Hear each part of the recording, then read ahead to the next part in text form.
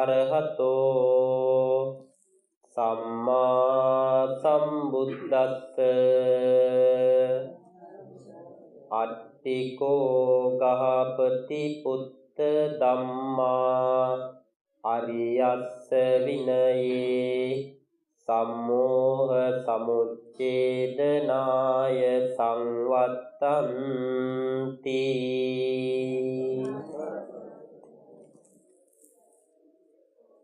ශ්‍රද්ධා බුද්ධ සම්පන්න වාසනාවන්ත පින්වත්නි, පින්වත් ඔබ හැම දිනම මේ වෙලාව තුල එකට එකතු වෙලා කවුරුත් සූදානම් වෙන්නේ බලාපොරොත්තු වෙන්නේ අද උදුවක් පුරපතුලොත්තක පොහෝ දිනේ දවසේ උදෑසන කාල සීමාව තුල සිද්ධ කරන ධර්ම දේශනාමය පින්කම සිද්ධ කරගන්න හැමදෙනාම සූදානම් වෙන්නේ. ඉතින් අද මේ ධර්ම දානමය පින්කමේ මූලික දායකත්වයෙන් කටයුතු කරනු ලබන්නේ හැරියට් හේමලතා ඒ උපාසිකා මාතාව තමන්ගේ දයාබර මෞතුමියත් මූලිකස්ථානයේ තබාගෙන දරුවන් අනිකුත් ඥාතීන් හිතවතුන් හැමදෙනාම එකට එකතු කරගෙන අද දවසේ මේ පින්කමේ දායකත්වයෙන් කටයුතු කරනවා. එතුමිය බලාපොරොත්තු වෙනවා විශේෂයෙන්ම මීට වසර 13කට පෙර මිය පරලොව ගිය KWA කුලරත්න කාර්යවසම් ඒ ස්වාමි පුරුෂයා පියතුමා සිහියට නගාගෙන එතුමා ඇතුළු පරම්පරාගතව සංසාරගතව මියගිය සියලු ඥාතිවරුන්ට පින් අනුමෝදන් කරන්නටත් ඒ වගේම අපවත් වීවදාල් ගෞරවනීය ලොකු හාමුදුරුවන් වහන්සේ ඇතුළු ඒ හැම දිනාටම පින් අනුමෝදන් කිරීමේ අරමුණ ඇති කරගෙනයි අද මේ ධර්ම දානමය පින්කම ඒ පින්වතුන් විසින් සිද්ධ කරන්නේ. ඉතින් මේ රැස් වෙලා ඉන්න කවුරුත් නිරන්තරයෙන් පින්කම් වලට එකතු වෙන පිරිසක්. මේ සිල් සමාදන් වෙලා ඉන්න උපාසක උපාසිකාවනුත් සෑම පොහෝ දිනයකම සිල් සමාදන් වෙලා මේ වගේ පින්කම් කටයුතු වලට සම්බන්ධ වෙන පිරිසක්. ඒ නිසා දැන් මේ කරන පින්කම ගැන හොඳ වැටහීමක් අවබෝධයක් මේ කාටත් තියෙනවා. අපි දැන් ලැහැත්ති වෙන්නේ බණ අහන්න. බණ අහනවා කියලා කියන්නේ බුදුහාමුදුරුවෝ දේශනා කරපු කරුණු කාරණා නැවත නැවත අහලා ඒ අනුව අපේ ජීවිතේ හදාගන්න එක තමයි බණ අහනවා කියන පින්කමෙන් සිද්ධ වෙන්නේ. ඉතින් බණ අහන එක, බණ අහන්න අවස්ථාව හදලා දෙන එක දානයන් අතර වටිනාම දානය.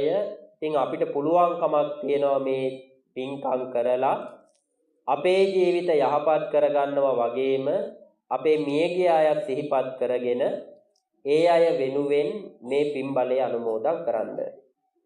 ඉතින් මේ කාරණා ගැන වැටහීමක් තියෙන පිරිසක් ඇටියටයි ඔබ කවුරුත් මේ කටයුතු සූදානම් කරගෙන තියෙන්නේ. ඉතින් බණ අහන වෙලාව තුල ශ්‍රද්ධාවෙන් සිත කය වචනය කියන තුන්දරම මනාව සංවර කරගෙන අපි ධර්ම දේශනාව ශ්‍රවණය කරනවා නම් තමයි අපිට ඒකෙන් ප්‍රතිඵලයක් ලැබෙන්නේ. ඒ නිසා මේ කෙටි වේලාව තුල ඔබ හැම දිනාම තමන්ගේ තුන්දොර සංවර කරගෙන ශ්‍රද්ධාවෙන් යුක්තව ධර්ම දේශනාවන් ශ්‍රවණය කරන්නට ඕන. මම ධර්ම දේශනාවේ මාතෘකාව හැටියට සඳහන් කරපු සූත්‍ර පාඨය මජ්ක්‍ධිම නිකායේ ඇතුළත් වෙලා තියෙන සූත්‍ර පාඨය. මජ්ක්‍ධිම නිකායේ මජ්ක්‍ධිම පඤ්ඤාසකයේ ගහපති කියන වර්ගයේ ඇතුළත් වෙලා තියෙන කෝතලීය කියලා හඳුන්වන සූත්‍රය තමයි ධර්ම දේශනාව සඳහා මාතෘකාව හැටියට තෝරාගත්තේ. මජ්ක්‍ධිම නිකාය කියන මේ ත්‍රිපිටක ග්‍රන්ථයේ සාමාන්‍යයෙන් මධ්‍යස්තව කෙටියෙන් දේශනා කරපු ධර්ම කාරණා තමයි මේ ත්‍රිපිටක ග්‍රන්ථය තුල ඇතුළත් වෙලා තියෙන්නේ. ඉතින් මේ ගහපති වග්ගය කියන කොටසේ තියෙන සූත්‍ර දේශනා වලින් පෙන්නලා තියෙන්නේ ගිහි ජීවිතේ ගත කරන යම් කෙනෙක් බුදුහාමුදුරුවෝ ළඟට ඇවිල්ලා ඇති කරගත්ත ප්‍රශ්නවලට අහපු ප්‍රශ්නවලට දීපු උත්තර තමයි ගහපති වග්ගය කියන මේ කොටස පුරාම ඇතුළත් වෙලා තියෙන්නේ. ඉතින් මේ කොටසේ තියෙන සූත්‍ර 10න් එක සූත්‍රයක් තමයි පෝතලීය කියන සූත්‍රය. මේ පෝතලීය කියන සූත්‍රය බුදුහාමුදුරුවෝ දේශනා කළේ පෝතලීය කියන නමින් හඳුන්වපු ගෘහපතියෙක්ට තමයි මේ සූත්‍රය දේශනා කරලා තියෙන්නේ. ඉතින් පෝතලීය කියන මිනිසයාට දේශනා කරපු සූත්‍රය නිසා මේ සූත්‍රයට නම දීලා තියෙනවා පෝතලීය සූත්‍රය කියලා. මේ බුදුරජාණන් වහන්සේ අංගුත්තරාප කියන දනව්වට වැඩම කළා. අංගුත්තරාප කියන දනව්වට වැඩම කරලා උදෑසන කාලයේ පිණ්ඩපාතේ හැතිරිලා වනලෑබකට ගිහිල්ලා මේ පිණ්ඩපාත දානේ වළඳලා ඒ වනාන්තරය තුල නිදහසේ ටික වෙලාවක් බුදුහාමුදුරුවෝ වැඩ හිටියා. ඉතින් බුදුහාමුදුරුවෝ මේ විදියට දානේ වළඳලා ඉවර වෙලා මේ විදිහට නිස්කලංකව වැඩ ඉන්න වෙලාවේ මේ පෝතලීය කියන ගෘහපතියා එයා තරමක් වයසට ගියපු කෙනෙක්. මෙයා පාවහන් යුගලක් පැළඳගෙන හිස්සාවරණයකුත් පැළඳගෙන හිමින් ගමනකින් සක්මන් ගමනකින් මේ බුදුහාමුදුරුවෝ වැඩ ඉන්න වනාන්තරය අතරට ආවා.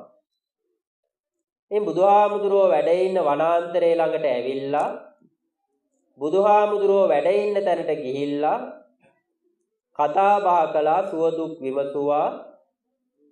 මේ විදිහට කතා බහ කරලා එක පැත්තකට වෙලා ඉන්න වෙලාවේ බුදුහාමුදුරුවෝ මේ පෝතලීයට සඳහන් කරනවා ගෘහපතිය ඉඳගන්න පුළුවන් ආසන තියෙනවා, ඉඳගන්න පුළුවන් තැන් තියෙනවා, ඔබ කැමති තැනකින් ඉඳගන්න කියලා සඳහන් කළා. ඉතින් පෝතලීයට මේක කීවට පස්සේ එයා පළවෙනි වතාවේ ඉඳගන්නේ නැහැ. බුදුහාමුදුරුවෝ මෙහෙම කියනකොට මෙයාගේ හිතේ තරහක් ඇති වුණා. බුදුහාමුදුරුවෝ මට ගෘහපතියා කියලා කතා කරනවා කියලා. ඉතින් දෙවෙනි වතාවෙත් බුදුහාමුදුරුවෝ කියනවා ගෘහපතිය අසුන් තියනවා, ඉඳගන්න පුළුවන් තැනකින් ඔබ ඉඳගන්න කියලා කිව්වා. තුන්වෙනි වතාවෙත් බුදුහාමුදුරුවෝ ඒ විදිහටම ගෘහපතිය අසුන් තියනවා, ඔබට කැමති තැනකින් ඔබ අසුන් ගන්න ඉඳගන්න කියලා සඳහන් කළා. ඉතින් තුන් පාරක්ම මේ විදිහට කිව්වට පස්සේ මේ මිනිස්සයා මේ පෝතලීය කියන ගෘහපතියා බුදුරජාණන් වහන්සේට කියනවා ගෘහපතියා කියලා මට කතා කරනවට මං කැමති නෑ, මම ගෘහපතියෙක් නෙවෙයි කියලා පෝතලීය සඳහන් කළා. ඒකට ගෘහපතියා කියලා කියන්නේ අපි වර්තමානයේ පාවිච්චි කරනවා ගෘහ මූලිකයා, ගෙදරක මූලිකයා, එහෙම නැත්නම් ගෙදරක් නඩත්තු කරන කෙනා, පවුලකට රැකවරණය ලබා දෙන කෙනාට තමයි ගෘහපතියා කියන වචනේ පාවිච්චි කරන්නේ. ඉතින් මේ පෝතලීය කියන කෙනා මේ වචනේ පාවිච්චි කරනවට කැමති නෑ. තුන් වතාවක්ම බුදුහාමුදුරුවෝ ඒ විදිහට ප්‍රකාශ කළාට පස්සේ පෝතලීය කියන මේ පුද්ගලයා කියනවා ගෘහපතියා කියන වචනේට මම කැමති නෑ, ඒ වචනෙන් මට කතා කරන්න එපා කියලා කිව්වා. ඉතින් බුදුරජාණන් වහන්සේ වෙලාවේ දේශනා කරනවා ඔබ ඉන්න විදිහ දැක්කාම, ඔබ ඇඳලා පැළඳලා ඉන්න විදිහ පේනකොට මට හිතෙන්නේ ඔබ ගෘහපතියෙක් කියලා. ඒ නිසා තමයි මම ඔබට ගෘහපතිය කියලා කතා කළේ, ගෘහපතිය කියන වචනේ පාවිච්චි කරේ කියලා බුදුහාමුදුරුවෝ සඳහන් කළා. ඉතින් ඒ වෙලාවේ පෝතලීය බුදුහාමුදුරුවන්ට කියනවා බුදුරජාණන් වහන්සේ මම සියලු දේවල් අත්හැරලා දාලා ඉන්න කෙනෙක්, සමූහ විච්ඡේදනය කරපු කෙනෙක්, ඒ නිසා මට ගෘහපතියා කියන වචනේ ගැලපෙන්නේ නැහැ කියලා එයා සඳහන් කළා. ඉතින් ඉන්දියාවේ බුදුහාමුදුරුවෝ පහළ වෙන කාලේ වෙනකොට මිනිස්සුන්ගේ ජීවිතේ කොටස් වලට බෙදාගෙන තිබ්බා. ඉගෙන ගන්න කාලේ, ගිහි ජීවිතේ ගත කරලා අමුදරුවෝ පෝෂණය කරන වයස, අවුරුදු 55 64 වෙනකොට සියල්ල අතහැරලා දාලා සන්න්‍යාසියෙක් විදිහට ඇවිදිමින් කාලය ගත කරන විදිය. ඉතින් මෙයාත් මේ විදිහට සියල්ල අතහැරලා දාපු කෙනෙක් කියලා කිව්වට පස්සේ බුදුහාමුදුරුවෝ මෙයාගෙන් අහනවා ඔබ මොනවාද අතහැරලා දැම්මේ? සියල්ල අතහැරලා දැම්ම කියලා කිව්වට මොනවාද ඔබ අතහැරලා දාලා තියෙන්නේ කියලා ඇහුවා. ඒකට පෝතලීය උත්තර දෙනවා බුදුරජාණන් වහන්සේට බුදුහාමුදුරනේ මම කරපු සියලුම වෙළඳාම් කටයුතු අතෑරියා. ඒවා මගේ දරුවන්ට මම බාර දීලා තියෙනවා. ඒ වගේම මෙච්චර කාලයක් මං හරිහම්බ කරපු වස්තුව, රන් රිදී මුතුමැණික් සියලුම දේවල් මම මගේ දරුවන්ට බාර දීලා තියෙන්නේ. මං ඒවා ගැන දැන් හොයන්න යන්නේ නෑ. මේ විදිහට මේවා පරිහරණය කරන්න, මේව විනාශ කරන්න එපා, මේ කිසි දෙයක් මං කියන්න යන්නේ නෑ. මං ඒ සියල්ල අතෑරලා දාලා මට දෙන දෙයක් කාලා මං ජීවත් වෙනවා. ඒ නිසා මම සියල්ල අතෑරලා දාපු කෙනෙක්. ඒකින්ද මට ඔය ගෘහමූලිකයා කියන වචනේ පාවිච්චි කරන්න එපා කියලා කිව්වා. උඩ පෝතලීය කියන මිනිස්සයාට බුදුහාමුදුරුවෝ ගෘහපතියෙක් කියලා කතා කළා. පෝතලීය කියනවා මං ගෘහපතියෙක් නෙමෙයි, සියල්ල අතහැරලා දාපු කෙනෙක්, සමූහ විච්ඡේදනය කරපු කෙනෙක්. ඉතින් ඒ වෙලාවේ බුදුහාමුදුරුවෝ සඳහන් කරනවා අට්ඨමේ ගහපති පුත්ත ධම්මා අරියස්ස විනයේ සමෝහ විච්ඡේදනාය සංවත්තති. බුදුහාමුදුරුවෝ සඳහන් කරනවා ගෘහපතිය මගේ ශාසනයේ සියල්ල නැති කරලා දානවා කියලා කියන්නේ ඔබ ඔය කරලා තියෙන කාරණා කිහිපේට නෙමෙයි. මෙයා කරලා තියෙන්නේ එයා කරපු රැකී ආරක්ෂා, වෙලෙහෙළඳාම්, එයාට තිබ්බ ධනය, ඉඩකඩම්, ගෙවල් දොරවල් සියල්ලම දරුවන්ට පවරලා දීලා නිදහස ජීවත් වෙන එක තමයි මෙයා සිද්ධ කරගෙන යන්නේ. හැබැයි බුදුහාමුදුරුවෝ දේශනා කරනවා ආර්ය විනය එහෙමත් නැත්නම් බුද්ධ ශාසනයේ ඇතුලේ සියල්ල අතහරිනවා කියන්නේ, සියල්ල නැති කරලා දානවා කියලා කියන්නේ ඔබ ඔය කියන විදිහට අත්හැරලා දැමීමක් නෙමෙයි. ඉතින් මෙහෙම බුදුහාමුදුරුවෝ සඳහන් කළාම මේ පෝතලීය කියන පුද්ගලයාට ප්‍රශ්නයක් ඇති වුණා. බුදුහාමුදුරුවෝ මේ කියන්නේ මොනා ගැනද කියලා. ඉතින් එයා අහනවා එහෙනම් බුදුරජාණන් වහන්සේ ඔබේ ශාසනයේ මේ කියන දේ සිද්ධ කරන්නේ කොහොමද?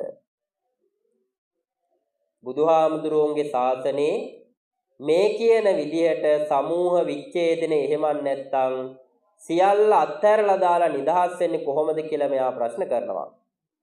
ඒකට බුදුහාමුදුරුවෝ කාරණා 8ක් පෙන්නනවා. මේ කාරණා 8 පිළිපදින කෙනා තමයි මගේ ශාසනයේ සියල්ල අත්හැරපු, සියල්ල නැති කරලා දාපු කෙනා වෙන්නේ. එතකොට අපි හැමෝම බුදුහාමුදුරුවෝගේ ශ්‍රාවකයෝ. අපි මේ අහන්නේ බුදුහාමුදුරුවෝ දේශනා කරපු දහම් කරුණු කාරණා.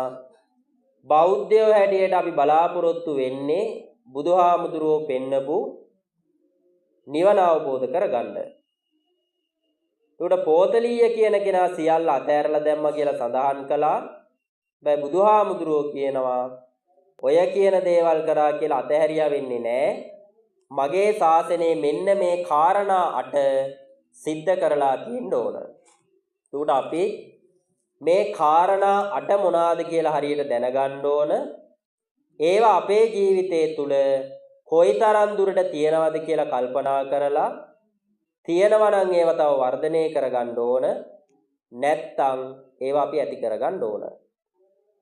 ඉතින් මේ කාරණා 8 ගැන අපි කල්පනා කරලා බැලුවොත් බුදුහාමුදුරුවෝ පෙන්නන මේ බුද්ධ ශාසනයේ තියෙන පළවෙනිම සියල්ල නැති කරන්න අවශ්‍ය කරන කාරණාව තමයි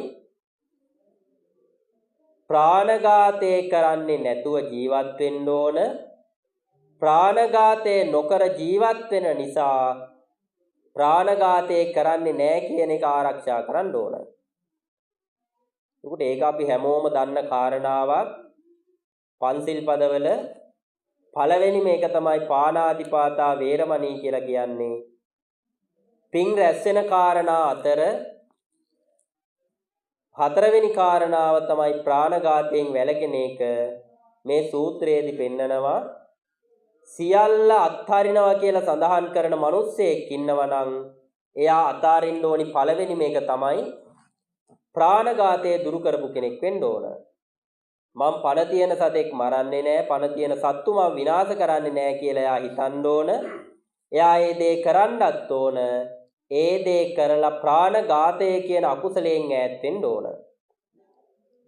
ඒකට ඒක අපි හැමෝටම කරගන්න පුළුවන් කාරණාවක්. ප්‍රාණඝාතේ නොකර අපිට ජීවත් වෙන්න පුළුවන්.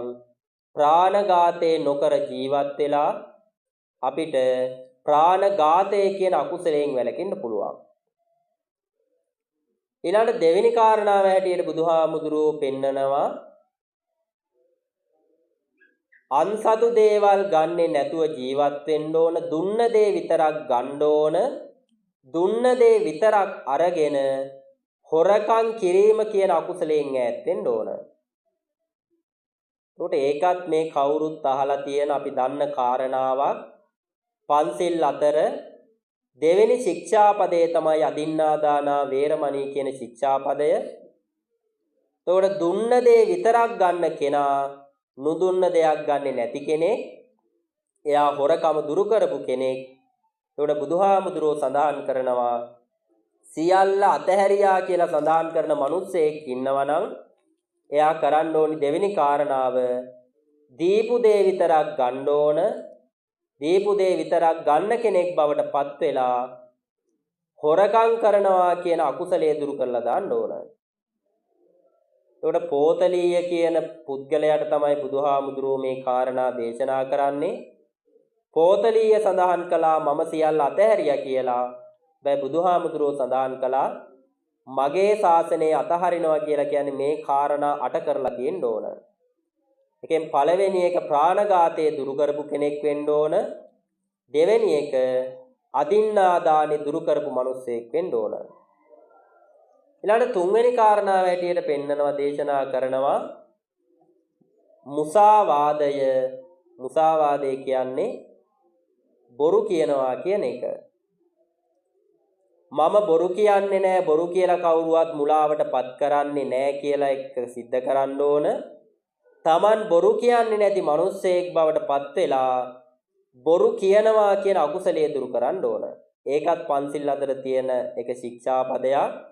මුසාවාදා කියන ශික්ෂාපදය ඒක ආරක්ෂා කරන කෙනත් හොරකම් නොකර ජීවත් වෙන කෙනත් බුද්ධ ශාසනය තුල පෙන්න සියල්ල අත්හරින්න පුරුදු වෙන මිනිස්සෙක්. ඊළඟ හතරවෙනි කාරණාව හැටියට පෙන්නනවා කේලම් කීම කියන එක. කේලම් කීම කියන කාරණාව පන්සිල් අතර ඇත්තේ නෑ. ආජීවක අෂ්ටමක සීලෙ මේක ඇතුළත් වෙලා තියෙනවා. කේලම් කියනවා කියන්නේ මොකක්ද කියන එක මේ ලොකු කුඩා කාටත් වැටහීමක් තියෙන දෙයක්.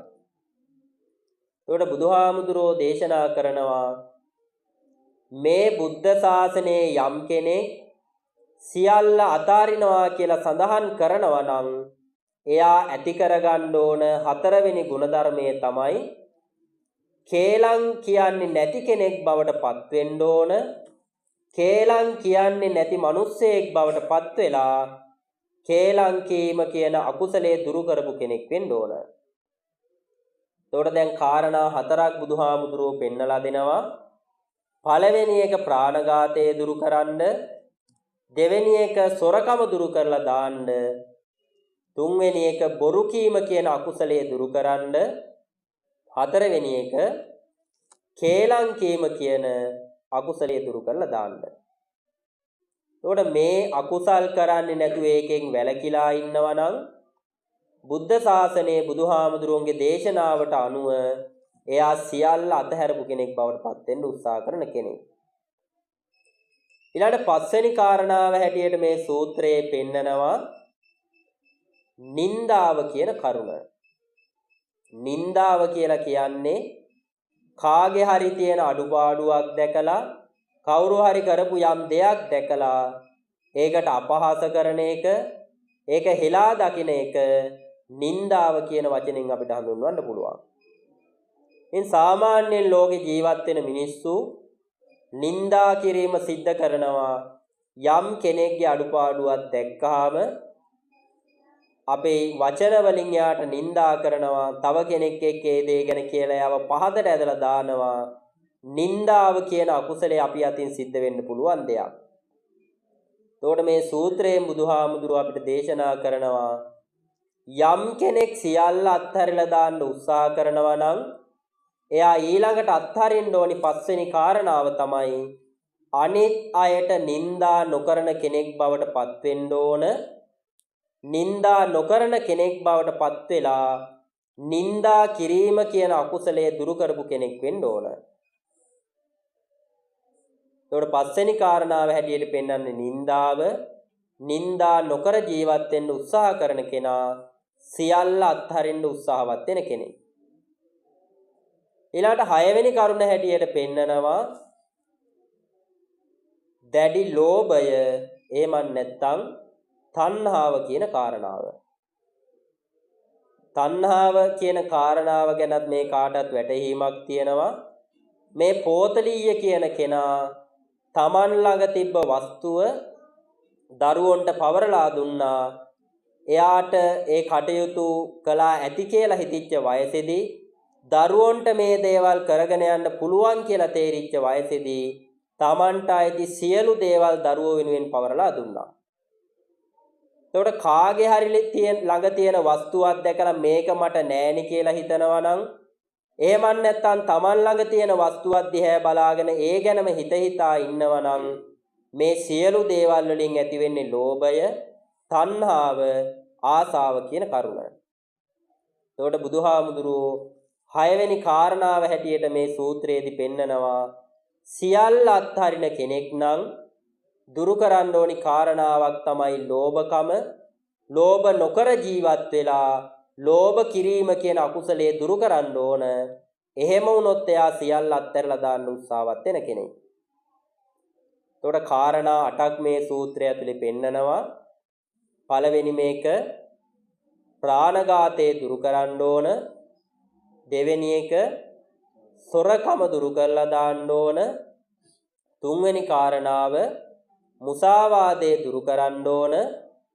හතරවෙනි කාරණාව කේලංකීම දුරු කරලා දාන්න ඕන. පස්වෙනි කාරණාව නින්දා කරන එකෙන් ඈත් වෙන්නට ඕන. හයවෙනි කාරණාව ලෝභය, එහෙම නැත්නම් තණ්හාව කියන එකත් අඩු කරලා දාලා නැති කරලා දාපු කෙනෙක් බවට පත් වෙන්න ඕන. හත්වෙනි කාරණාව හැටියට දේශනා කරනවා ක්‍රෝධය කියන කාරණාව.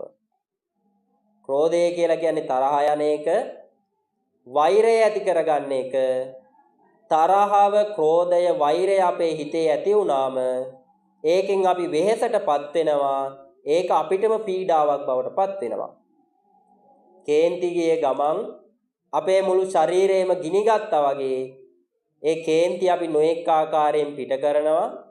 ඒක තමයි ක්‍රෝධය කියලා පෙන්නලා තියෙන්නේ. ඉතින් මේ සූත්‍රයේ පෙන්නනවා සියල්ල අත්හරින්න උත්සාහවත් වෙන මිනිස්සෙක් දුරු කරන්න ඕනි 7 වෙනි කාරණාව තමයි ක්‍රෝධය. එහෙම නැත්නම් තරහ යන එක, වෛර බැඳ ගන්න එක. එතකොට වෛර කරන්නේ නැති මිනිස්සෙක් වෙලා, ක්‍රෝධ කරන්නේ නැති මිනිස්සෙක් බවට පත් වෙලා ක්‍රෝධය කියන අකුසලයේ දුරු කරපු කෙනෙක් වෙන්න ඕන. එහෙම කරපු කෙනෙක්ට නම් සියල්ල අත්හැරිය මිනිසයා කියලා කියන්න පුළුවන්. ඊළඟට අවසාන කාරණාව හැටියට බුදුහාමුදුරුවෝ පෙන්නනවා මානය. මානය කියලා කියන්නේ මනින එක, මම උසස් කියලා කල්පනා කරන එක, අනිත් අය පහත් කියලා හිතන එක. මේ විවිධ විදිහට මැනීම, එහෙම නැත්නම් මානෙන් උද්දාමයට පත් වෙන එක තමයි 8 වෙනි කාරණාව වෙන්නේ. එතකොට මේ පෝතලීය කියන කෙනාගේ කතාව ගැන අපි ආයේ හිතුවොත්, පෝතලියට කේන්ති ගියේ එයාට ගෘහපතියා කියලා කතා කරපු නිසා. එතකොට එයා තුල මානයක් ඇති කරගෙන හිටියා මම දැන් සියල්ල අත්හැරපු කෙනෙක්. ඒ නිසා මං ගෘහපතියෙක් නෙවෙයි කියන මානෙ මෙයා තුල තිබ්බා. ඒ නිසා තමයි එයා කියන්නේ ඔය වචනෙට මං කැමති නෑ කියලා. එතකොට මානය කියන එකත් අඩු වැඩි වශයෙන් මිනිස්සු ළඟ තියෙනවා. සෙය්‍යමාන, සදිසමාන, හීනමාන කියලා මානේ කොටස් බුදුහාමුදුරුවෝ පෙන්නනවා. මෙයා මට සමාන කෙනෙක් කියලා අපි හිතනවා. එයා අපිට වඩා පහත් කියලා අපි හිතනවා. අපි එයාලට වඩා උසස් මේ විදියට මානේ අපි විවිධ විදියට අපේ හිත ඇතුලේ ඇති කර ගන්නවා.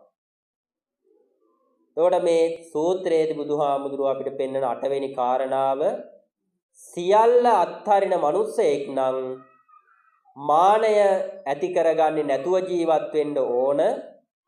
එහෙම ජීවත් වෙලා මානය කියන අකුසලය දුරු කරපු කෙනෙක් බවට පත් වෙන්න ඕන.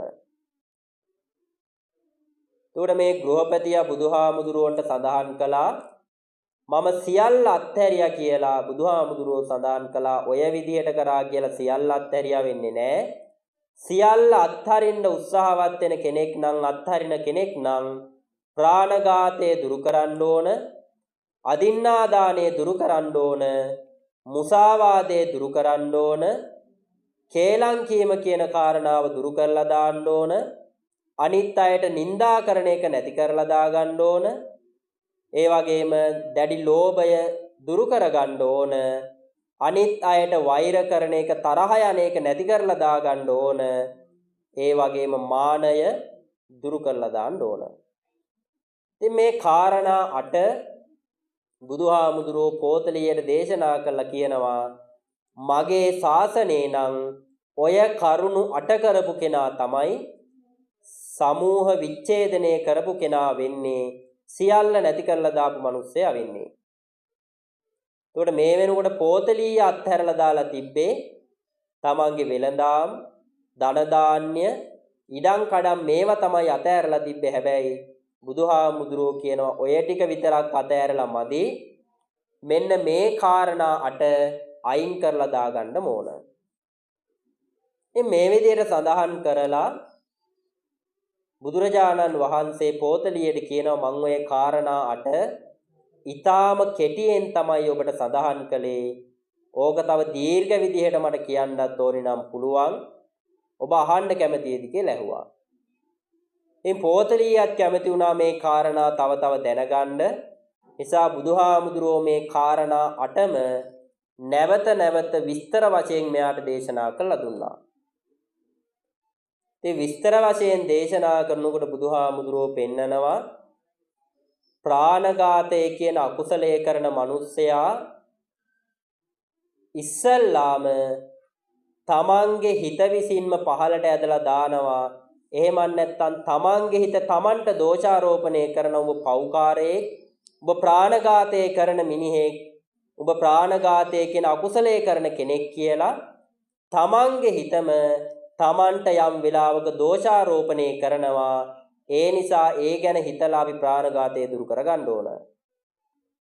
එහෙම නැත්නම් අපි ප්‍රාණඝාතය කළොත් සමාජයේ ඉන්න මිනිස්සු අපිට කතන්දර හදන ওই මිනිහා මේ වගේ මහා නරක කෙනෙක්, පව්කාරයෙක්, ප්‍රාණඝාතය කරන කෙනෙක් කියලා මිනිස්සු අපිට කයි කතන්දර හදනවා. එහෙම කියලා හිතලා මේක දුරු කරගන්න උත්සාහවත් වෙන්න ඕන. එහෙම නැත්නම් මේ පව් වැඩේ කරාට පස්සේ අනිවාර්යයෙන්ම මරණින් පස්සේ මං යන්නේ දුගතියට. ප්‍රාණඝාත කරපු මිනිස්සු මේ ඉස්සල්ලා කිව්ව කාරණා 8 කරන මිනිස්සු අනිවාර්යයෙන්ම දුගතිගත වෙනවා, අයහපත් තැන් වලට යනවා. ඒ නිසා මම මේක දුරු කරන්න ඕනි කියලා කල්පනා කරලා මේ කාරණා 8 දුරු කරගන්න, අකුසල් 8 දුරු කරගන්න උත්සාහවත් වෙන්නට ඕනි කියලා බුදුහාමුදුරුවෝ දේශනා කළා. එතකොට මේ කියන කාරණා 8 ගැන අපි කල්පනා කළොත් මේ 8න් ගොඩාක් කරුණු අපි හැමෝගෙම ජීවිතවල අපි සිද්ධ කරන දේවල්, ජීවත් වෙනකොට මිනිස්සුත් එක්ක ගැටෙනකොට මේ කියන කාරණා 8න් යම් දේවල් අපේ අතින් සිද්ධ වෙන්න පුළුවන්. හැබැයි ඒක සාමාන්‍ය දෙයක් කියලා අපි කල්පනා කරනවා. අර මිනිස්සයා මෙහෙම කිව්ව නිසා තමයි මම බැන්නේ. එයා මට මේ විදියට කරපු නිසා තමයි මං එයාට වෛර කරන්නේ. මේ විදියට අපිට හේතු කියන්න පුළුවන් මේ අකුසල් 8ටම ඕනතරම් අපිට හේතු කාරණා ඉදිරිපත් කරන්න පුළුවන්. මොකද මිනිස්සු මේ 8ම කරනවා. මගේ යතිනුත් ඔබේ යතිනුත් මේ 8 සමහර වෙලාවට සිද්ධ වෙනවා. සිද්ධ වුණාට පස්සේ අපිට ඕනතරම් හේතු කියන්නත් පුළුවන්. මේ නිසා තමයි මම බොරු කිව්වේ. මේ නිසා තමයි මම ඔය කේලම කිව්වේ කියලා අපිට කියන්නත් පුළුවන්. හැබැයි මොන හේතුවක් නිසා මේ දේවල් අපි කරත් අපේ ඉදිරිපත් කරන හේතුව සංසාර ගමනට අදාළ වෙන්නේ නැහැ. අපි මොන හේතුවක්ින්ද පව්කම් කළත් මේ කියන කාරණාට කුමන හේතුවක්ින්ද සිද්ධ කළත් ඒකේ අකුසලයේ අපිට අනිවාර්යයෙන්ම උරුම වෙනවා. ඒකේ විපාකයක් අපිට විඳින්නම සිද්ධ වෙනවා. ඉතින් බුදුහාමුදුරුවෝ අපිට දේශනා කරනවා බෞද්ධයෙක් නම් බුදුහාමුදුරුවන්ගේ ශාසනයට ගරු කරන කෙනෙක් නම් ආර්ය විනය හදාරන්න උත්සාහවත් වෙන කෙනෙක් නම් මේ කාරණා 8 දුරු කරලා දාන්න ඕන. කවුරු හරි මේ 8 දුරු කරොත් එයාට කියන්න පුළුවන් කමක් තියෙනවා මම සමූහ විච්ඡේදනය කරපු කෙනෙක් එහෙම නැත්නම් සියල්ල අත්හැරලා දාපු මිනිස්සෙක් කියලා. එතකොට මේ කාරණාට දුරු කරනකොට බුදුහාමුදුරුව අපිට පෙන්නනව වචනයක් මේ කාරණා 8ම අපි තුල ඇති වෙන්නේ සංයෝජන කියන කාරණාවක් හින්දා. මොන කාරණාවක් හින්දාද? සංයෝජන කියලා හඳුන්වන වචනයෙන් පෙන්නන කාරණා නිසා තමයි මේ කාරණා වැරදි 8ම අපි සිද්ධ කරන්න පෙළඹෙන්නේ. සංයෝජන කියන වචනේ සරලම තේරුම තමයි බැඳීම්. බැඳීම් නිසා තමයි මේ අකුසල් 8ම අපි කරනවා නම් කරන්නේ. අපේ අල්ලපු ගෙදර මිනිස්සයා අපිට මොකක් හරි දෙයක් කිව්වොත් අපිත් එක්ක ගැටුමක් ඇති කරගත්තොත් මෙතන මේ කියපු අකුසල් 8න් අපේ අතින් ගොඩක් වෙන්න පුළුවන්. එතකොට එයා අපේ හතුරෙක් වුණත් හතුරා කියන බැඳීම තියෙන නිසා තමයි මේ අකුසල් ටික අපි කරගන්නේ. එතකොට මේ බැඳීමට තමයි සංයෝජන කියන වචනේ පාවිච්චි කරලා තියෙන්නේ. එතකොට මේ වැරදි 8 අපේ අතෙන් වෙනවා. අපි කල්පනා කළොත් මේ 8ම අපේ අතෙන් සමහර විට අඩු වැඩි වශයෙන් වෙලා තියෙනවා. ඒවා වෙන්න හේතුව ගැන අපි හිතාගෙන ගියොත් ඒකේ අපිට අහුවෙන්නේ මෙන්න මේ බැඳීම්. හිතමිතුරු වෙන්න පුළුවන්, හතුරු වෙන්න පුළුවන්. විවිධ හේතුන් මත අපිට එයාලගේ සම්බන්ධයක් තියෙනවා. ඒ සම්බන්ධෙ හින්දාම තමයි අපි මේ වැරදි කරන්න පෙළඹිලා තියෙන්නේ. එතකොට බුදුහාමුදුරුව අපිට පෙන්නනවා මේ සංයෝජන එහෙම නැත්නම් මේ බැඳීම් අපි ඇති කරගෙන තියෙන දේවල් ටික නිවනට බාධාවක්. ඒවා නීවරණ. ඒ හින්දා සංයෝජන කියන ඒවා දුරු කරන්න ඕන. සංයෝජන දුරු කරන කෙනා තමයි අර අකුසල් 8 දුරු කරලා දාන්නේ. එතකොට අපිට අකුසල් 8 හොඳටම තේරෙනවා. සංයෝජන තේරුනේ නැතත් අකුසල් 8 අපිට තේරෙන නිසා ඒ 8 දුරු කරන කෙනා අතින් මේ කියන සංයෝජන දුරු වෙලා යනවා. එතකොට මේ සූත්‍රයෙන් නම තමයි පෝතලීය සූත්‍රය. ඇයි මේ සූත්‍රයට පෝතලීය කියන නම දාලා තියෙන්නේ? පෝතලීය කියන තරුණයාට නැත්තම් ගෘහපතියට තමයි මේක බුදුහාමුදුරෝ දේශනා කළේ. එතකොට මේකෙදි බුදුහාමුදුරෝ අපිට පෙන්නනවා සියල්ල අත්හැරියා කියන කෙනා ළඟ තියෙන්න ඕනි ಗುಣධර්ම 8ක්. එහෙම නැත්නම් එයා අයින් කරගන්න ඕනි වැරදි 8ක් අපිට පෙන්නලා තියෙනවා. මේ වැරදි 8 ආය කියන්න අවශ්‍ය නැහැ. ඒ 8 ගැන අපිට හොඳ වැටහීමක් තියෙනවා. අපි කොහේ කොයි වෙලාවෙ කොතන බණ ඇහුවත් මේ කාරණා ගැනම තමයි අපිට ධර්මයෙන් කියලා දීලා තියෙන්නේ. අම්මා තාත්තට සලකන්න වැඩිහිටියන්ට ගරු කරන්න මේ විදිහට ಗುಣධර්ම ගැන කියවුණත් ඒවා ඇතුලේ තියෙන්නේත් මේ කියන කාරණා ටිකම තමයි. ඒකට බුදුරජාණන් වහන්සේ මේ කාරණා පෙන්නලා අපිට කියනවා මේවා දුරු කරන්න අපිට බාධාවක් වෙන්නේ සංයෝජන. ඒවත් නැති කරලා දාන්න කියලා කියනවා. එතකොට මේ පින්වත් කාටත් වර්තමානයේ ලංකාවේ තියෙන තත්ත්වය ගැන හොඳ වැටහීමක් තියෙනවා. මේ වෙනකොට ලංකාව ස්වභාවික ආපදාවකින් විනාශයටපත් වෙලා අපි අද එකතු වෙලා මෙතන සිල් අරගෙන අපිට බණ අහන්න පුළුවන් වුණාට මේ වගේ වැඩ කටයුතු කරගන්න බැරුව නොඑක ආකාරයෙන් දුක් වෙන සමහර වෙලාවට ආහාර ටිකක්වත් නැතුව වේදනාව විඳින අවස්ථාවක් තමයි අපි මේ ගත කරන අවස්ථාව. අපිට තිබ්බ වාසනාවක් නිසා හෝ යම් හේතුවක් නිසා හෝ අපිට ඒක දැනීමක් බලපෑමක් ඒ තරම්ම නැහැ. අපිට අද සිල් ගන්නත් පුළුවන් වුණා. ඔබට මේ පින්කම කරගන්නත් පුළුවන් වුණා. හිතේ කහටක් නැතුව බාධාවක් නැතුව අපිට ඒ කටයුතු කරගන්න පුළුවන්. හැබැයි අද දවස වෙනකොට බොහෝ දෙනෙක් පීඩාවටපත් වෙලා ඉන්නවා. සමහර කෙනෙක් දුකෙන් වේදනාවෙන් ඉන්නවා. මෙතන මේ කියපු කාරණා 8 ඒ මිනිස්සු අතින් සිද්ධ වෙනවා වෙන්නත් පුළුවන්. ඒ දේවල් සිද්ධ වෙන්නෙම බැඳීම් කියන දේ නිසා අපි කල්පනා කරොත් මේ විනාශය වුණේ ඇයි කියලා. මොකක්ින්ද රටට මේ විනාශයක් වුණේ? සුලි කුණාටුවක් ආපු නිසා. සුලි කුණාටුවක් ඇති වෙන්නේ ඉරේලිය එහෙම නැත්නම් රස්නය වැඩි වෙලා එතෙන්ට හුලගෙන වේගය වැඩි වෙලා ඒකත් එක්ක වර්ෂාව වැඩි වෙලා මේ කාරණා රාශියක් එකතු වෙලා තමයි සුලි කුණාටුවක් ඇති වෙන්නේ. ඒ කියන කාරණා තුන එහෙම නැත්නම් රස්නය, සුළඟ, ජලය කියන මේ කාරණා තුන එකතු වෙලා ඒක කම්පා වෙනකොට ඒක ගොඩබිමට බලපෑම් කළා. එකෙන් ගොඩබිම විනාශ වෙලා ගියා. ඒතර මේ කියන සුලි සුළඟ ගැන අපි හිතුවොත් මේක ඇතුලේ තියෙන්නේ පඨවි, ආපෝ, තේජෝ, වායෝ කියන සතර මහා භූතයන් තමයි තියෙන්නේ. ඒකට මේ ලෝකේ පුරාවටම තියෙන සතර මහා භූතයන් ඒවා කම්පා වෙනකොට නොඑක් විපර්යාසයන් වෙනවා. බුදුහාමුදුරුව අපිට පෙන්නලා තියෙනවා ජීවත් වෙලා ඉන්න ජීවත් වෙනවා කියලා හිතන අපේ ශරීරයේ ඇතුලේ හැදිලා තියෙන්නේ මේ සතර මහා භූතයන් එකතු වෙලා. එතකොට ඉරේලියේ රස්නේ වැඩි වෙනකොට හුලගේ වේගය වැඩි වෙලා මහා වර්ෂා ඇති වෙලා අපේ ලංකාවට හානි කළා වගේ අපි ජීවත් වෙලා ඉන්න කාලය තුල අපේ හිතේ ඇති කරගන්න අකුසල් නිසා අපි කරන කියන දේවල් නිසා ලෝකේ ඉන්න අනිත් අය මේ කියන මහා සුලි කුණාටු වගේ වෙන්න පුළුවන්. විවිධ වැරදි දේවල් වලට පෙළඹෙන්න පුළුවන්. හැබැයි තමන් සුලි කුණාටුවක් වෙලා අනිත් අය කරන කියන දේවල් එක්ක ගැටෙනවද නැද්ද කියන එක තමන් තීරණය කරගන්න ඕනි දෙයක්. මේ කාරණාටෙන් පෙන්වන්නෙත් ඒකයි. කවුරු බැන්නත් අපිට නොබැන ඉන්න පුළුවන් නම් කවුරු මොන දේවල් හොරකම් කරත් අපිට හොරකම් කරන්න නැතුව ඉන්න පුළුවන් නම් කවුරු අපිට බොරු කියලා අපිව මුලා කළත් අපිට ඒක ගණන් ගන්නේ නැතුව බොරු කියන්නේ නැතුව අපිට ජීවත් වෙන්න පුළුවන් නම් අපි කම්පා නොවන මිනිස්සෙක්, කම්පා නොවි ජීවත් වෙන කෙනෙක්. කම්පා වුණොත් සිද්ධ වෙන්නේ මහ විනාශයක්. ඒ විනාශය මිනිස්සෙක් විදියට කල්පනා කරාම මේ ජීවිතේ අපිට සතුටෙන් ගත කරන්න තියෙන අවස්ථාව නැති වෙලා යනවා.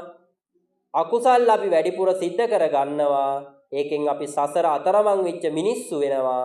ඒ නිසා මේ කියන කාරණා නිසා වටේ ඉන්න අය කරන කියන දේවල් නිසා කම්පා නොවෙන්න අපිට පුළුවන් වෙන්න ඕන. ඒ කම්පා නොවෙන්න නම් ඉස්සල්ලාම මම සඳහන් කරපු කාරණාවට ಗುಣධර්ම 8ක් හැටියට Taman වර්ධනය කරලා තියෙන්න ඕන. ඉතින් අපි ලෝකයේ දිහා දැක්කාම අම්මලා තාත්තලා දරුවෝ හින්දා කම්පා වෙනවා. අම්මලා තාත්තලා හින්දා දරුවෝ කම්පා වෙනවා. වැඩිහිටියෝ නිසා තරුණ වයසේ ඉන්න අය කම්පා වෙනවා. බිරිඳ නිසා ස්වාමියා කම්පා වෙනවා. ස්වාමියාගේ ජීවිත රටාව නිසා බිරිඳ කම්පා වෙනවා. ලෝකෙ ගැන හිතුවොත් මේ සියලු දේවල් බැඳීම් එක්ක තමයි අපි ඇති කරගෙන තියෙන්නේ. හැබැයි මේ ಗುಣධර්ම 8 වර්ධනය කරන කෙනාට ඒව නැති කරගන්න පුළුවන්. කම්පා නොවි ජීවත් වෙන්න පුළුවන්. එයාට බුදුහාමුදුරෝ නමක් දෙනවා සම්මෝහ විච්ඡේදනය කරපු කෙනා කියලා. සියලු දේවල් අතහැරලා දාපු මිනිස්සයා කියලා. ඉතින් මේ සියල්ල අත්හරින්න තමයි අපි දාන ආදී පින්කම් සිද්ධ කරන්නේ. ඒ සියල්ල අතර මේ කියන ಗುಣධර්ම 8 අපි වර්ධනය කරගන්න උත්සාහවත් වෙන්න ඕන. ඒතර බුදුරජාණන් වහන්සේ මේ කාරණාව අපිට තව තවත් විස්තර කරනවා. දීර්ඝ වශයෙන් මේක විස්තර කරනවා. උපමා 7ක් අරගෙන මේ කාරණාව බුදුහාමුදුරුවෝ අපිට විස්තර කරලා දෙනවා. බුදුහාමුදුරුවෝ මේ ගෘහපතියාගෙන් අහනවා කුසගින්නේ ඉන්න බල්ලෙක් හරක් මරණ තැනකට යනවා. හරක් මරණ තැනට ගියාට පස්සේ හරක් මරණ මිනිස්සයා හරක් මස් කෑල්ලක්වත් නැති ලේ විතරක් ගෑවිච්ච ඇට කැබැල්ලක් මේ බල්ලා ගාවට විසි කරලා දානවා. එතකොට බල්ලෙක් සාමාන්‍යයෙන් මස් කට්ටක් අවුනොත් ඒක හපහපා ඉන්නවා. හැබැයි කොච්චර මේ මස් කට්ට හැපුවත් දින ගණනාවක් බල්ලා මේ මස් කට්ට ලෙව කෑවත් මේ බල්ලාගේ කුසගින්න නිවෙනවද කියලා ඇහුවා. එතකොට මේ ගෘහපතියා උත්තර දෙනවා බුදුරජාණන් වහන්සේ ලේ තැවිරිච්ච මස් කට්ටක් කුසගින්න බල්ලෙක්ට හම්බුනොත් ඒක කොච්චර වෙහෙස වෙලා ලෙව කන්න බල්ලා වෙහෙසටපත් වෙනවා විතරයි කවදාවත් කුසගින්න නිවිලා යන්නේ නැහැ කියලා සඳහන් කරනවා. ඊළඟට බුදුහාමුදුරුවෝ අහනවා උකුස්සෝ රංචුවක් ඉන්න තැනකින් එක උකුස්සෙක් මස් කුට්ටියක් අරගෙන පියාඹනවා. මේ පියාඹගෙන යනකොට අනිත් උකුස්සෝ මොකද කරන්නේ? මේ මස් කුට්ටිය ගන්න ඕනි හින්දා අර උකුස්සගේ පස්සෙන් ගිහිලා කොටන්න පටන් ගන්නවා. මස් කුට්ටිය අරගෙන යන උකුස්සා මස් කුට්ටිය අතෑරලා දැම්මේ නැත්තම් අර අනිත් උකුස්සෝ කොටලා අනිවාර්යෙන් මේ උකුස්සට මැරෙන්න වෙනවා. ඒ නිසා මස් කුට්ටිය අතෑරලා දාන්න ඕනි කියලා කියනවා. එතකොට මස් කටුව ලෙව කන බල්ලත් විඩාවටපත් වෙනවා. ප්‍රයෝජනයක් නැති වැඩක්. ඒ වගේම මස් කුට්ටියක් අරගෙන පියාඹන උකුස්සේ අනිත් අය කොටන වෙලාවේ ඒක අතෑරියේ නැත්තම් ඒ උකුස්සටත් මැරෙන්නම සිද්ධ වෙනවා. ඉතින් මේ වගේ උපමා 7ක් අරගෙන බුදුහාමුදුරෝ සඳහන් කරනවා මේ ලෝකේ තියෙන සියලුම දේවල් මම පෙන්වන්නේ හරියට මස් කට්ටක් වගේ කියලා. මේ ලෝකේ ජීවත් වෙන සත්තු මිනිස්සු හැමෝම මේ මස් කට්ට ලෙව කන පිරිසක් වගේ නොඑක් දේවල් අල්ලගෙන දඟලනවා. හැබැයි කවදාවත් ඔය බලාපොරොත්තු වෙන දෙයක් නම් ලැබෙන්නේ නැහැ. සතුටක් සැපයක් නම් ලැබෙන්නේ නැහැ. විඩාවටපත් වෙනවා විතරයි, වෙහෙස වෙනවා විතරයි. අවසානයේ දන්නේම නැතුව එයාලා සසර අතරමං වෙනවා. ඒ නිසා මස් කට්ටක් වගේ කියලා හිතලා මේ ලෝකෙ තුල තියෙන කාම සම්පත් දුරු කරන්න කියලා බුදුහාමුදුරුවෝ අපිට කියනවා. ඒ වගේම උකුස්සෙක් අරගෙන යන මස් කුට්ටියක් වගේ කියලා හිතලා කාම සම්පත් අතහැරලා දාන්න කියලා කියනවා. තවත් උපමා රාශියක් තියෙනවා.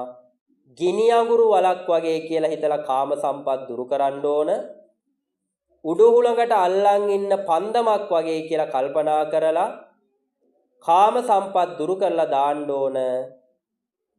හීනෙන් දිව්‍ය ලෝකයක් දැකලා සැප සම්පත් විඳිනවා දැක ඉඳලා නැගිටලා දුක් වෙන මිනිස්සෙක් වගේ කාම සම්පත් අතහැරලා දාන්න ඕන. මේ විදිහට උපමා ගානකින් බුදුහාමුදුරුවෝ අපිට කියනවා කාම සම්පත් අතහැරලා දාන්න කියලා. කාම සම්පත් කියලා කියන්නේ මොනවාටද? කාම සම්පත් කියලා පෙන්වන්නේ පංචකාම, රූප වේදනා, සංඥා සංකාර විඥාන. අපි ඒක අපේ ඇස කන නාසය කියන ඒවාට ගැලපුවාම රූප, ශබ්ද, ගන්ධ, රස, ස්පර්ශ කියලා පහක් අපි අපේ ශරීරයෙන් විඳිනවා. ඇස් වලින්, කන් වලින්, නාසයෙන්, කටින් අපි ගන්නවා, විඳිනවා. මේ දේවල් තමයි පංචකාමයන් කියලා කියන්නේ. එතකොට අපි මේ ලබන සියල්ල බුදුහාමුදුරු උපමා කරනවා හරියට කුසගේ ඉන්න බල්ලෙක් ලෙව කන මස් කට්ටක් වගේ කියලා. එහෙම නැත්නම් ගිනි අඟුරු වලින් පිරිච්ච ගිනි අඟුරු වලක් වගේ කියලා පෙන්නනවා. ඉතින් මේ සියල්ලම ඒ විදිහට දැනගෙන උපේක්ෂා සහගත වෙන්න කියලා කියනවා. අපිට වඩා වැදගත් වෙන්නේ මෙන්න මේ උපේක්ෂා සහගත වෙන්න කියන වචනේ. අපි හැමෝම දන්නවා මේ ලෝකේ තියෙන දේවල් අස්ථිරයි කියලා. දෙමාපියෝ හැටියට ඔබ ගෙවල් දොරවල් හැදුවත්, දරුවෝ වෙනුවෙන් වෙහෙස මහන්සි වුණත් ඔබ කවුරුත් දන්නවා මේවා විනාශ වෙන්න පුළුවන්. අපිට ඒක හොඳටම පේනවා. දවස් 3ක් වැස්සට පස්සේ අවුරුදු ගාණක් අපේ රට පිටිපස්සට ගියා. මේ කිසි දෙයක් ස්ථිර නැහැ කියන එක මේ ඕනම කෙනෙක් දන්නවා. හැබැයි ඒක දැනගෙන විතරක් හරියන්නේ නැහැ. බුදුහාමුදුරුව අපිට කියනවා වචනයක් උපේක්ෂා සහගත වෙන්න. උපේක්ෂා සහගත වෙන්න කියලා කියන්නේ දැඩිව අල්ලගෙන ඉන්න එපා. දුකයි කියලා සියල්ල අතෑරලා දාලා දාන්නත් එපා. මේක සැපයි කියලා අල්ලගෙනම ඉන්නත් එපා. උපේක්ෂා සහගත වෙන්න කියලා බුදුහාමුදුරුව අපිට සඳහන් කරනවා. ඒකට උපේක්ෂාව කියන වචනේ තියෙන්නේ සතර බ්‍රහ්ම විහරණ අතර. සතර බ්‍රහ්ම විහරණ තමයි මෙත්තා, කරුණා, මුදිතා, උපේක්ෂා කියන කරුණු හතර. සාමාන්‍යයෙන් මේ ලෝකේ ජීවත් වෙන මිනිස්සුන්ගේ අතරින් මේ ಗುಣ හතර තියෙන කාට කියලාද අපි කියන්නේ? දෙමාපියන් ළඟ මේ කියන කාරණා හතරම තියෙනවලු. සතර බ්‍රහ්ම විහරණ අම්මා තාත්තා ළඟ තියෙනවලු. තමන්ගේ දරුවෝ දකින්නකොට තමන්ගේ දරුවෝ දිහා බලන්නේ දරුවෝ වෙනුවෙන් සියලු දේවල් අම්මලා තාත්තලා කරන්නේ මේ කියන සතර බ්‍රහ්ම විහරණයෙන් තමයි. අම්මලා තාත්තලා කොච්චර මහන්සි වුණත් දරුවෝන්ගෙන් ආපස්සට සැප සම්පතක්වත් මුම්මට මේ විදියට සලකයි කියලාවත් කල්පනා කරන්නේ නැහැ. මේ අය යහපත් තැනකට යන්න ඕනි කියන සිතුවිල්ලක් ඇති කරගෙන ඒ වෙනුවෙන් තමයි අම්මලා තාත්තලා මහන්සි වෙන්නේ. ඒකට තමයි උපේක්ෂාව කියලා කියන්නේ. තමන් හම්බ කරපු සියලු දේවල් දරුවන්ට පවර්ලා දීලා අම්මලා තාත්තලා සතුටු වෙනවා. ඒ සතුටු වෙන එක තමයි උපේක්ෂා සහගත භාවය කියලා කියන්නේ. එතකොට මිනිස්සු හැටියට අපි හැමෝම ගාව විශේෂයෙන්ම අම්මලා තාත්තලා ගාව මේ උපේක්ෂාව කියන ගුණය තමන්ගේ දරුවෝ කෙරෙහි තියෙනවා. හැබැයි බුදුහාමුදුරුව අපිට කියනවා දරුවෝ කෙරෙහි තියෙන උපේක්ෂාව, දරුවෙක් වැරැද්දක් කරා මේක විඳදරා ගන්න තියෙන උපේක්ෂාව මුළු ලෝකෙම කෙරෙහි යොමු කරන්න. එහෙම උපේක්ෂා සහගත වෙන්න පුළුවන් නම් අර කියන ಗುಣධර්මයට ඔබ වර්ධනය කරනවා නම් ඔබ සියල්ල අතහැරලා දාපු කෙනෙක්. එහෙම කෙනා තමයි ඇත්තටම සියල්ල අතහැරලා දාපු කෙනා වෙන්නේ. එතකොට මේ සූත්‍රය පෝතලීය කියන සූත්‍රය, පෝතලීය කියන ගෘහපතියා බුදුහාමුදුරන්ට කිව්වා මම සියල්ල අත්හැරලා දාපු කෙනෙක් කියලා. එතකොට එයා අත්හැරලා තිබ්බේ මොනවාද?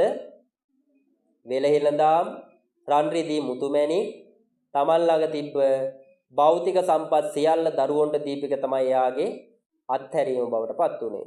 හැබැයි බුදුහාමුදුරෝ සඳහන් කළා අත්හරිනවා නම් අත්හරින්න ඕනි කාරණා 8ක්. ප්‍රාණඝාතය, අදින්නාදානය, මුසාවාදය, කේලම් කීම, නින්දාව, දැඩි ලෝභය, ඒ වගේම වෛරය, මානය කියන කාරණා 8. එතකොට ඒ 8 අපි දන්න කාරණා 8ක්. ඒ ಗುಣධර්ම එහෙම නැත්නම් ඒ අකුසල් නැති කරලා ඒ ಗುಣධර්ම තියෙන මිනිස්සෙක් වෙන්න ඕන.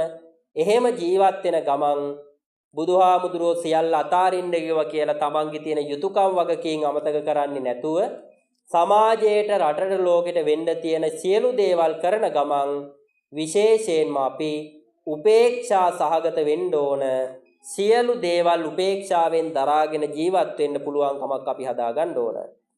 එහෙම කටයුතු කරන්න පුළුවන් නම් එයා සියල්ල අතහැරලා දාපු මිනිස්සෙක්, බුදුහාමුදුරෝ දේශනා කරපු විදියට ජීවත් වෙන කෙනෙක්.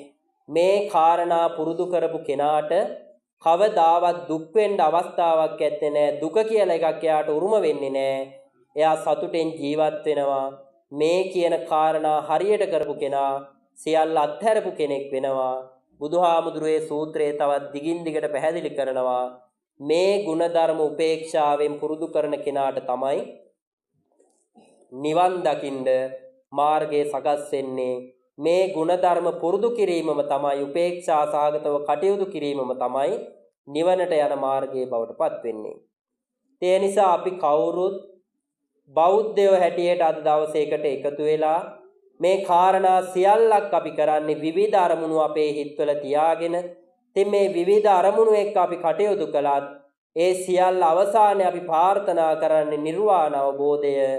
ඒ ගමනට යන්නත් ජීවත් වෙන කාලේ හොඳට ඉන්නත් අපිට මේ ಗುಣධර්මات ඊටාම වැදගත් වෙන ಗುಣධර්මාටක්. ඒ නිසා ඒ ಗುಣධර්ම Taman තුල වර්ධනය කරගන්න කවුරුත් අදිෂ්ඨාන කරගන්න ඕන. Taman ළඟ ඒවා තියෙනවා නම් වඩා සතුටු වෙන්න ඕන මන් ළඟ මේ ಗುಣධර්ම තියෙනවා කියලා. හැබැයි මේ ಗುಣධර්ම තියෙනවා කියලා හිතලා සතුටු වෙන වෙලාවේදී අනිත් අයට සාපේක්ෂව හිතුවොත් මානය ඇති වෙලා ආයෙත් අපි අකුසල් කරන අය වෙන්න පුළුවන්.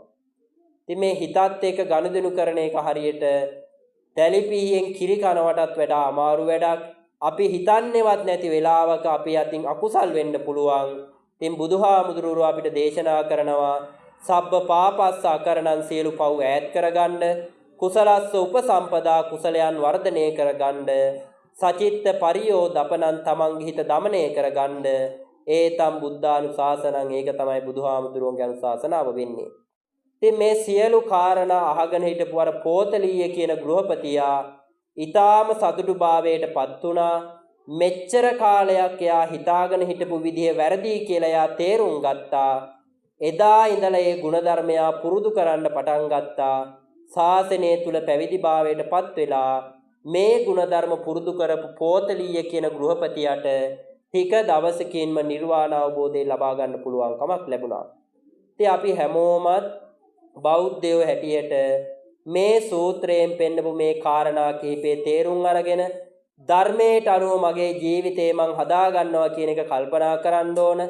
මේ ಗುಣධර්ම වර්ධනය කරන අතර දරුවෙක් හැටියට දරුවෙක්ගෙන් වෙන්න ඕන යුතුයකම්, දෙමාපියෙක් හැටියට ඔබෙන් වෙන්න ඕන යුතුයකම් වගකීම් ටික නිවැරදි විශ්ත සිද්ධ කරලා මේ ಗುಣධර්ම ටික ආරක්ෂා කරගෙන මම මගේ ජීවිතේ පවත්වාගෙන යනවා කියන උතුම් හැඟීම ඇති කරගෙන කවුරු සාදුනාදයක් පවත්වන්න.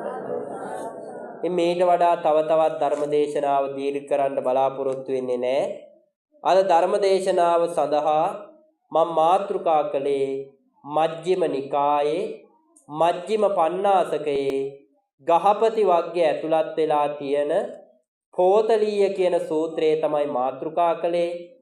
මේ සූත්‍රයේ බුදුහාමුදුරෝ දේශනා කළේ පෝතලීය කියන ගෘහපතියට සියල්ල අත්හැරලා දානවා නම් කරන්න ඕනි මොනවාද කියන එක තමයි මේ සූත්‍රයෙන් පෙන්නලා දුන්නේ. ඒ කාරණා කිහිපේ තේරුම් අරගෙන තමන්ගේ මේ ජීවිතය යහපත් කරගෙන සසරගත ජීවිතත් යහපත් කරගන්න කියලා සිහිපත් කරනවා. ඉතින් කල්පනා කරගන්න මේ වෙලාව තුල හැරියට් සෝමලතායේ උපාසිකා මාතාව අපේ ගෞරවනීය ලොකු හාමුදුරුවන් වහන්සේගේ සහෝදරිය. ඉතින් තමන්ගේ මව්තුමියත් මූලික ස්ථානයේ තබාගෙන අනෙකුත් දුවදරුවෝ සහෝදර සහෝදරියන් ඥාති හිතයිසීන් මුණුපුරු මිනිපිරියන් හැමදෙනාම එකට එකතු කරගෙන අද දවසේ මේ ධර්ම දානමේ පින්කම සිද්ධ